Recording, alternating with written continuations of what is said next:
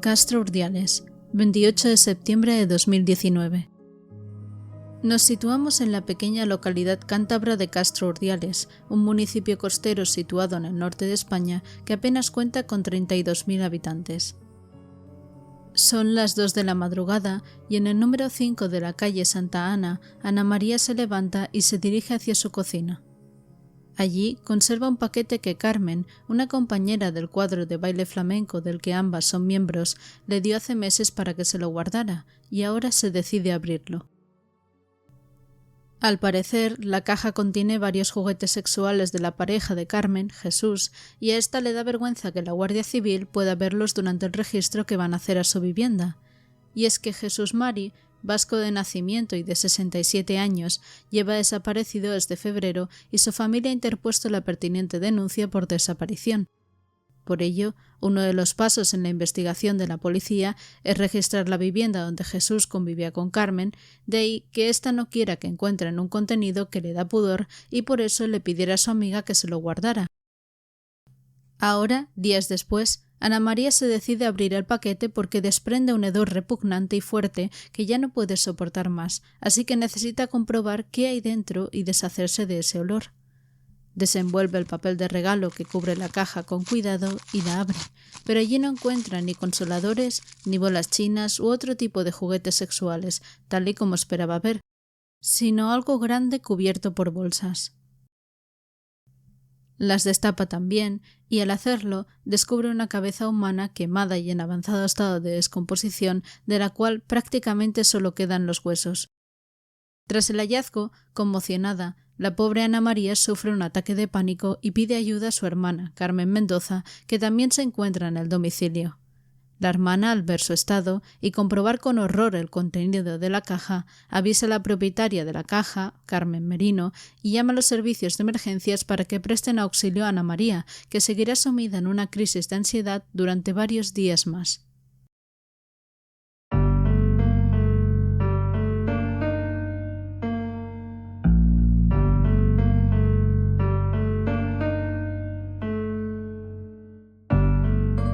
Fisonomías criminales. Capítulo 24. La cabeza decapitada de Castro Urdiales. Bienvenidos y bienvenidas como siempre a este pequeño espacio donde abordamos crímenes presentes y pasados de nuestra historia. En esta ocasión, iniciamos con un caso que realmente ya había comenzado meses antes a los hechos que os he relatado y por el cual ya se estaba realizando una investigación por parte de la policía, la desaparición de Jesús Mari. En febrero de 2019, Jesús María Baranda, un hombre de 67 años, pensionista, que había sido director de una sucursal del Banco Santander, desapareció sin dejar rastro. Fue hacia mediados de febrero cuando se supo por última vez de él. Al parecer, tras casi 7 años de convivencia con su pareja, Carmen, la relación se había agotado y él le pidió que se marchara de casa, ya que la vivienda era únicamente propiedad de él.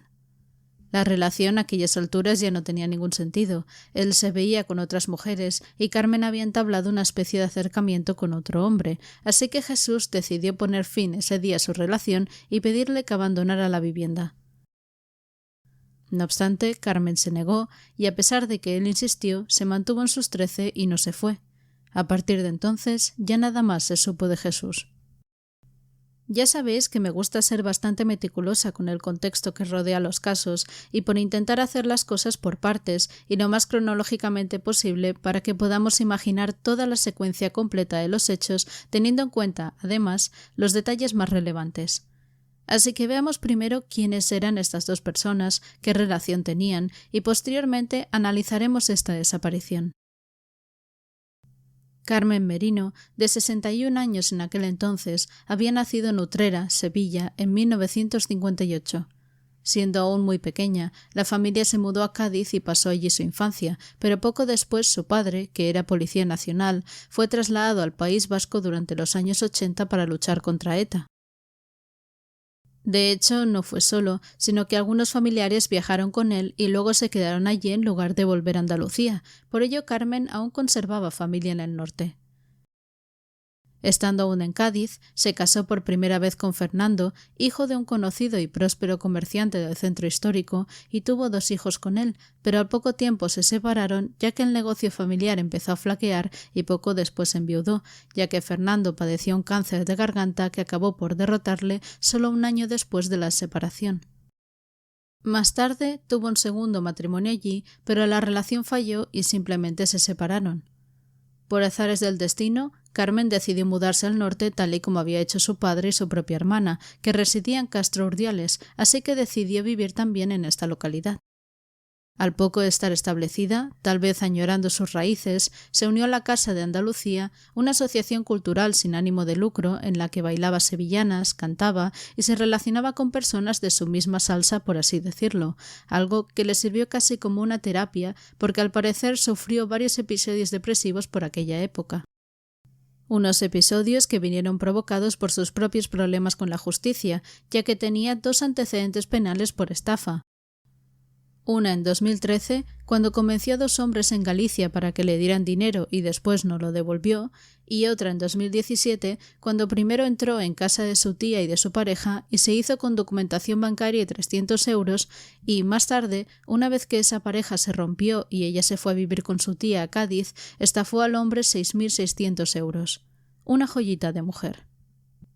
En Castro Urdiales, Carmen trabajaba en La Cerámica, un bar-restaurante en el centro que su padre regentaba, pero cuando traspasaron el local, Carmen pasó a La Revancha, un agradable bar de la playa de Ostende, donde conoció a Jesús María. Les presentó una amiga común de la Casa de Andalucía. Él iba a desayunar allí por las mañanas y una cosa llevó a la otra. Jesús también estaba separado, se había casado una vez y de esa relación tenía 2 hijos. Era un hombre muy arraigado a su pueblo, pero también a Baracaldo y a San Ignacio, ya que había trabajado en ambos y conservaba allí su cuadrilla de amigos con los que se reunía los lunes. Todos le definían como un hombre campechano, muy abierto y hablador, aunque con una vida sentimental algo libertina, ya que se rumoreaba que tenía varias amigas, entre comillas. De todos modos, la relación con Carmen parecía sólida y aunque no se les veía mucho ir juntos por la calle, convivieron muchos años, teniendo incluso un perro, y él iba a ver a Carmen bailar cuando tenía alguna actuación. Y tras este contexto es como llegamos al inicio de la investigación. Como ya he explicado antes, en febrero de 2019 Carmen y Jesús discutieron. Él le pidió que se largara de su casa, ella no quiso hacerlo y poco después Jesús se esfumó. Carmen no dio explicaciones a nadie de la desaparición de su marido, simplemente siguió con su vida sin preocupaciones. Salía con sus amigas, bailaba, se divertía. De hecho, nadie le dio importancia al principio, a pesar de que era un hombre de firmes rutinas. Sus familiares la habían visto por última vez el 11 de febrero en una comida en la Florida de Baracaldo y un mus en el Niza. Pero una semana después, el día 18, los amigos recibieron un WhatsApp de él disculpándose por no poder asistir a una quedada y deseándoles a todos que se lo pasaran bien. Pero con el paso de los días sin más noticias, como es obvio, los familiares de Jesús empezaron a preocuparse y a sospechar. Era muy extraño que nadie pudiera contactar con Jesús y que Carmen, su pareja, estuviese tan tranquila. Así que Andrés, el hermano de Jesús, fue el primero en dar la voz de alarma y le preguntó directamente a la andaluza dónde estaba su hermano. Ella, sin perder los estribos, le relató que Jesús había marchado de un día para otro sin decir nada, que había cogido 12.000 euros que estaban guardados en casa y que se había largado, con toda probabilidad, a Punta Cana, pero que volvería en Semana Santa. Andrés se creyó la explicación a medias. Si ella lo decía, tenía que ser cierto, pero, para empezar, Jesús no se había llevado ni su coche, y esa actitud no le encajaba con su hermano, que habría avisado antes de irse, y tampoco le encajaba que ella no quisiera denunciar la desaparición. Trataron de contactarle de nuevo, pero aunque no consiguieron hablar con él por teléfono, sí empezaron a recibir algunos mensajes de texto que consideraron extraños. Así lo contaba Carlos Ricondo, primo de Jesús. Carmen primero nos aseguró que se había ido de vacaciones. Al llamarle al móvil y no contestar, nos dijo que se le había roto al caérsele al váter, y nos facilitó otro número de teléfono del que nos llegaban mensajes, pero que por la forma de escribirlos creíamos que no eran suyos. Por este motivo, los familiares exigieron al remitente los mensajes que les llamara o les mandara un audio con su voz para verificar que era realmente Jesús, pero no obtuvieron ninguna respuesta, así que otro primo, Alfonso, junto a un amigo policía, denunciaron oficialmente su desaparición en marzo de 2019. Se abrió entonces la pertinente investigación en la que se realizó el registro a la vivienda de Carmen y Jesús, así que seguramente fue en este momento cuando Carmen entregó la caja a su amiga con los supuestos juguetes sexuales. Sin embargo, a pesar de que el punto de mira estaba sobre Carmen, en este primer momento no se encontraron pruebas ni pudieron demostrar nada y el juez archivó el caso, ya que Jesús no dejaba de ser una persona adulta y Carmen había declarado que se había fugado de forma voluntaria con 12.000 euros que guardaba en la vivienda y que él la había abandonado. Este hecho también extrañó a los familiares porque sabían que Jesús nunca guardaba dinero metálico en casa. Así pasaron los días sin señales de Jesús y mientras los familiares estaban preocupados imaginando un destino horrible para su pariente, como que se hubiera tirado al mar, la feria de abril llegó a Castro Urdiales y Carmen bailó sevillanas y festejó con sus compañeras del cuadro flamenco sin preocupación alguna, como si Jesús nunca hubiera existido.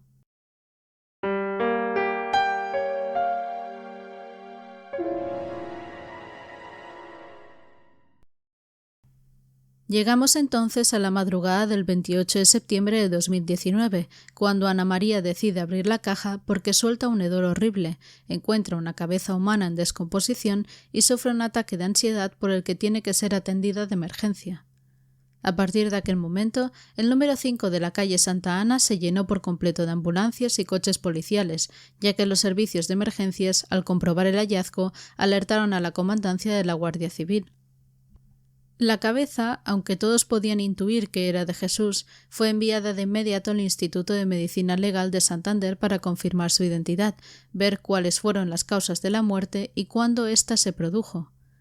Y, mientras tanto, los agentes del Servicio de Inspecciones Oculares de la Guardia Civil, junto a los del equipo de localización de restos biológicos, que contaban con perros especializados en la búsqueda de restos humanos, y los investigadores de la Policía Judicial de Castro Urdiales, se pusieron manos a la obra para encontrar las otras partes del cuerpo, y para ello realizaron varios registros en las casas de Ana María y Carmen, esta última la principal sospechosa de todo este asunto.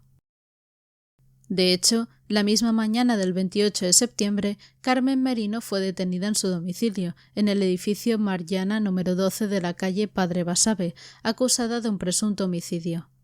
Cuando los agentes la arrestaron, ella trató de defenderse diciendo que alguien le había dejado la cabeza en la puerta de casa y que la guardó porque era el único recuerdo que tenía de él. Obviamente, eso no impidió la detención. La mañana del martes 1 de octubre prestó declaración en la sede judicial, pero en ningún momento llegó a confesar el crimen y tampoco estuvo dispuesta a colaborar con los investigadores. Su actitud era completamente hermética, así que no pudieron avanzar mucho por ese camino. Lo único que declaró fue eso, que había recibido el paquete en su domicilio y que al abrirlo y ver que era la cabeza de Jesús, había decidido conservarla porque era el único recuerdo que le quedaba de su pareja. Los investigadores, por supuesto, descartaron esta versión por ser inverosímil y el miércoles 2, la titular del juzgado número 3 de Castro Urdiales ordenó prisión provisional comunicada y sin fianza para Carmen en el penal del Dueso, en Santoña. Así pues, si Carmen no estaba dispuesta a facilitar información a la policía, los agentes deberían basarse en las pruebas y en otros testigos. En lo referente a los registros que hicieron de las casas, no se encontró nada extraño, así que decidieron ampliar la búsqueda a unos terrenos propiedad de Jesús en el barrio de Helguera de Sámano, pero allí tampoco hubo éxito. Sin embargo, sí lo hubo en las pertenencias de la acusada. La policía pudo descubrir que, a través de su ordenador, Carmen había comprado tras la desaparición de Jesús una sierra de calar, un martillo y una motosierra, y en el historial de búsqueda de Internet habían registradas varias consultas como ¿cuánto tarda en descomponerse un cadáver?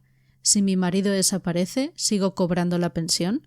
¿Cómo desatascar una motosierra?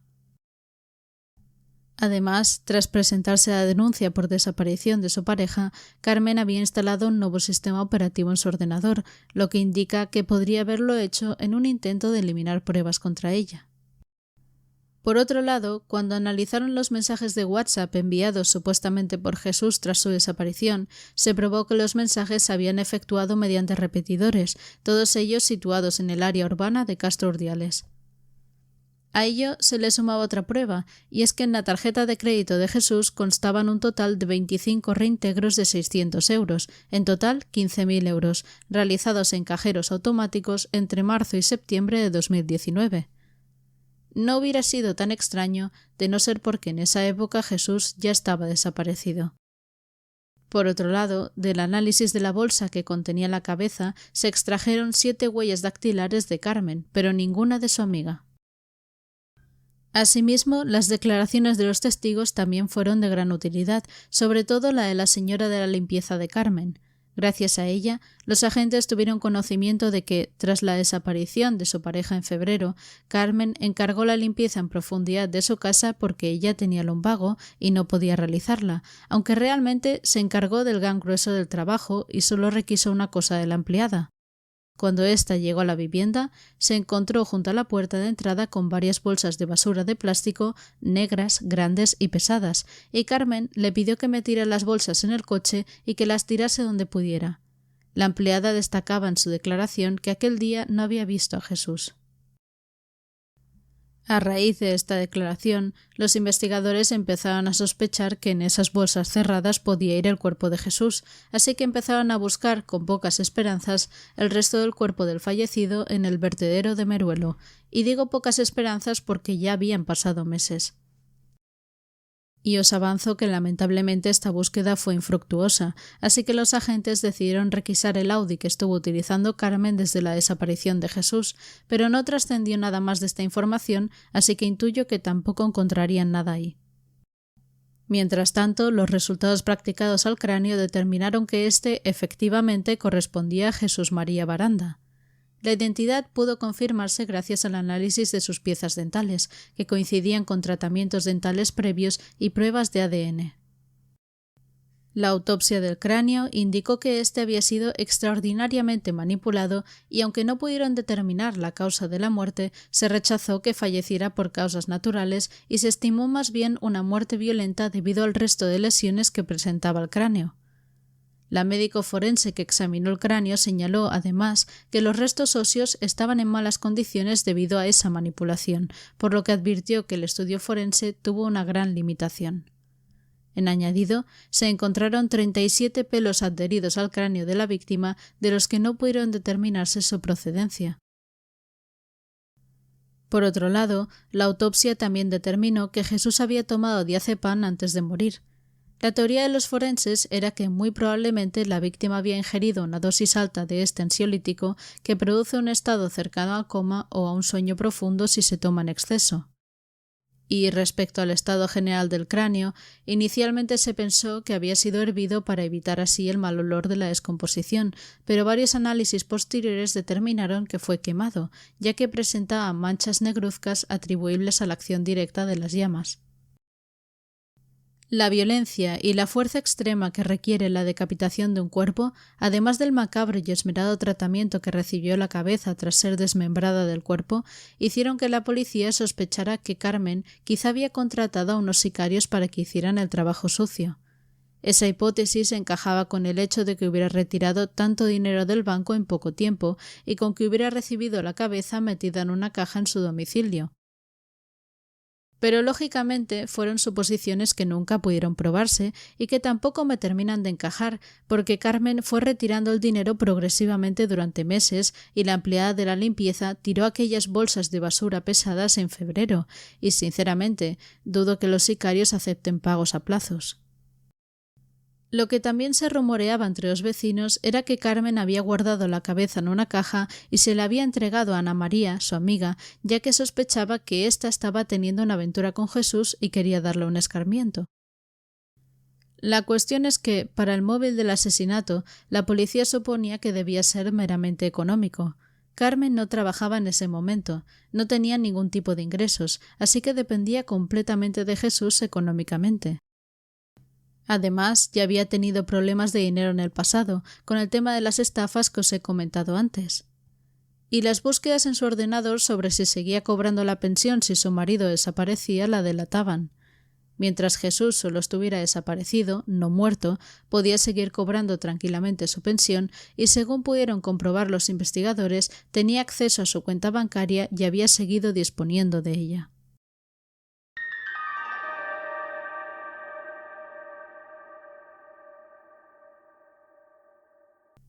El 7 de noviembre de 2022 daba inicio a la primera sesión del juicio contra Carmen Merino como presunta autora de la muerte de Jesús María Baranda. El juicio, que se celebró en la Audiencia Provincial de Cantabria, contó con un jurado popular constituido por 8 mujeres y un hombre. Por parte de la Fiscalía, se pedía para Carmen desde un primer momento una pena de 25 años de prisión por asesinato con alevosía, y la acusación particular, por su parte, exigía la máxima pena y la prisión permanente revisable. Durante esta primera vista, Carmen se limitó únicamente a contestar las preguntas de su abogado y se negó a contestar las del fiscal y las de la abogada de la acusación.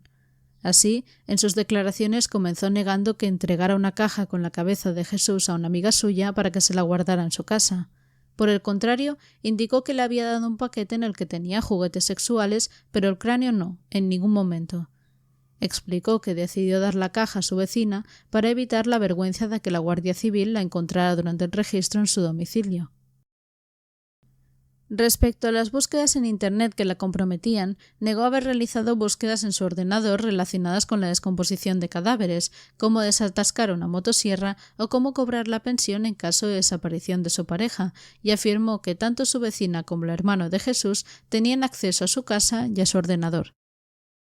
Y, sobre la desaparición de su pareja, Carmen afirmó que Jesús se marchó de casa el 21 de febrero de 2019 para realizar una excursión de senderismo con unos conocidos.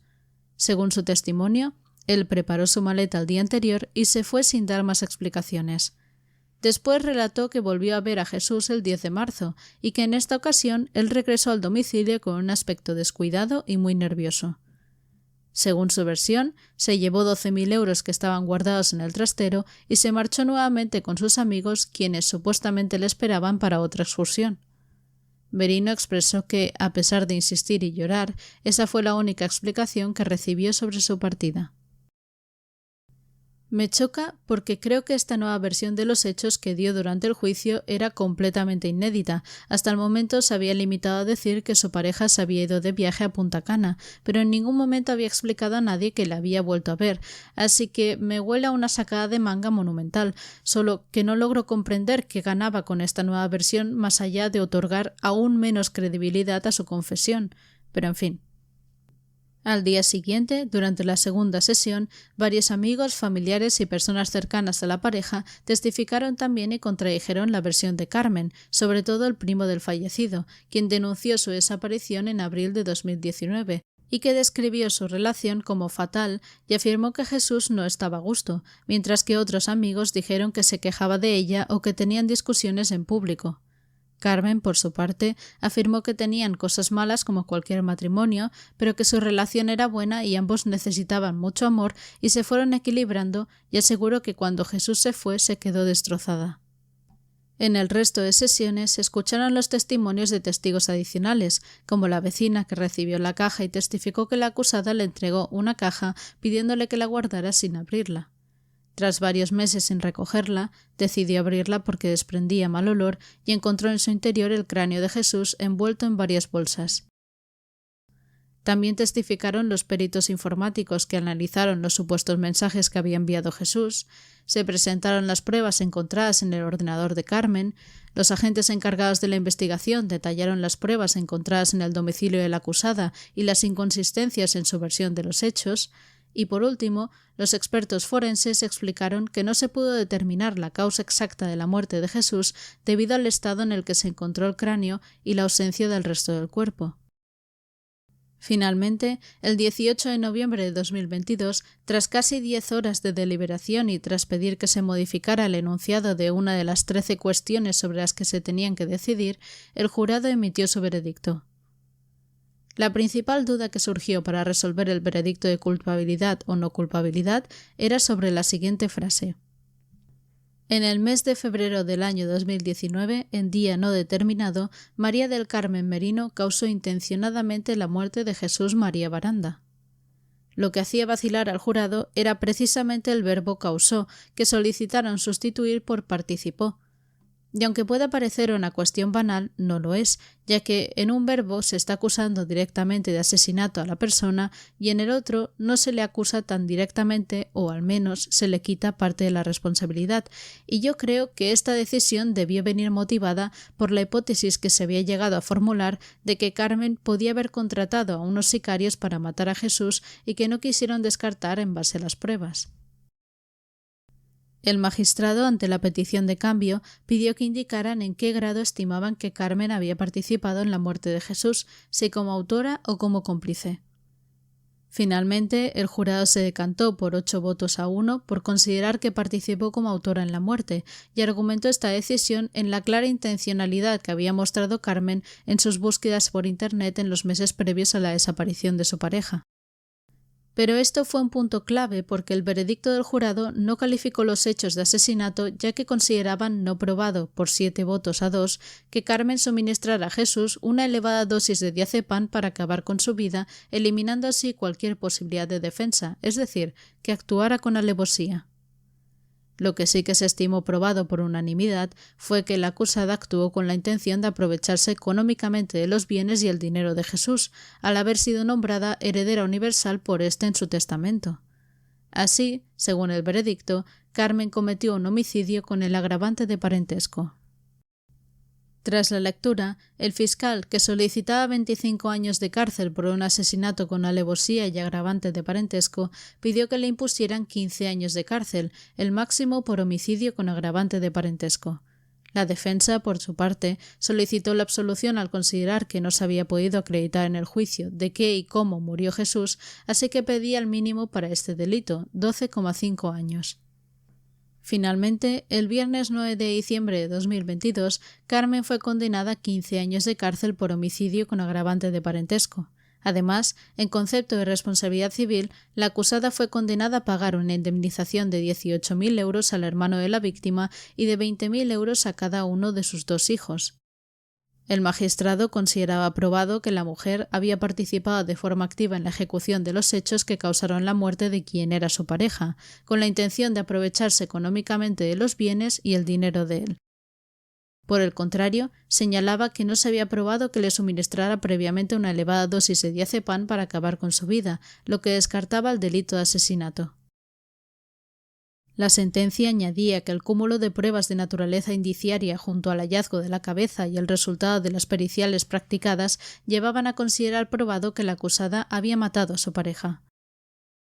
En cuanto al motivo para conservar el cráneo, el juez apuntó que solo la acusada podía contestar a esa pregunta, pero que deducía que la mujer estaba esperando a obtener una declaración civil de ausencia de su pareja para dejar el cráneo en algún lugar fácilmente localizable transcurrido un tiempo, y así obtener una confirmación de la muerte sin tener que esperar los plazos de declaración de fallecimiento, que son 10 años, y cobrar antes la herencia. Además, el juez destacó que la acusada no había querido ofrecer, pudiendo hacerlo, una explicación razonable que pudiera servir para desvirtuar las pruebas incriminatorias, por lo que la falta de explicación solo servía para corroborar aún más las tesis acusatorias. En última instancia, añadió que de la condenada dependía que el resto del cuerpo se encontrara algún día. Tras el juicio, la defensa de Carmen apeló ante el Tribunal Supremo para pedir su absolución o que se la condenara como cómplice del delito de homicidio, basándose, entre otras cosas, en que habían vulnerado el derecho a la presunción de inocencia de su clienta, pero el tribunal desestimó el recurso, descartando que se hubiera vulnerado el derecho, y confirmó la condena a 15 años de prisión. Tras ello, Carmen aceptó la pena y decidió no recurrir al Tribunal Constitucional como podría haber hecho, supongo que porque ya había tomado conciencia de que su situación ya estaba decidida y no iba a cambiar.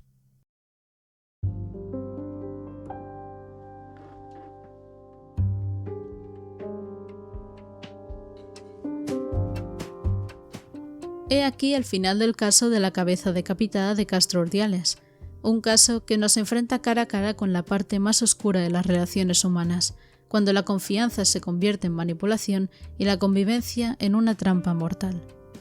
Jesús, un hombre jubilado que buscaba compartir sus últimos años con quien creía su compañera de vida, terminó siendo víctima de un crimen que no solo le arrebató la vida, sino que lo redujo a una pieza olvidada dentro de una caja, hasta que su destino fue finalmente revelado por una casualidad. Por otro lado, me llama mucho la atención la actuación de Carmen Merino, porque revela una inquietante desconexión emocional.